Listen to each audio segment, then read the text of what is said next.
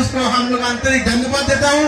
और हम लोग दारुल उलूम कृष्णा लतीफिया मदरसा का मोहतमीम मौलाना हिफ्जुर रहमान साहब उनको इस्तेमाल करने के लिए हम लोग सियाब भाई को इस्तेमाल करने के लिए मैं रिक्वेस्ट कर रहा हूँ। एक मेमेंटो हम लोग का मदरसा का एक मेमेंटो उनको देने के लिए मैं रिक्वेस्ट करता हूँ। ये हमारा हम लोगों का एक स्मारक है, ये यही पहचान जाएगा ये मदरसा में के अल्लाह व अल्लाह का रसूल से खिदमत में हमेशा करता है।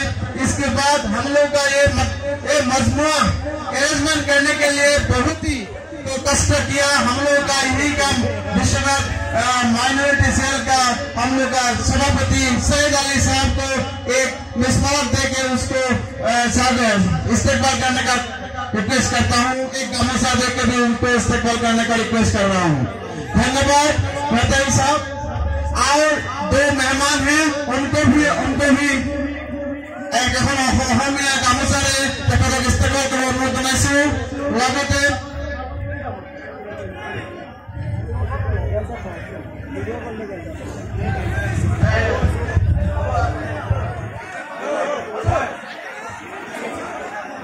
ধন্যবাদ और মহতরম সাহেব তেখেতক ধন্যবাদ জনাইছো।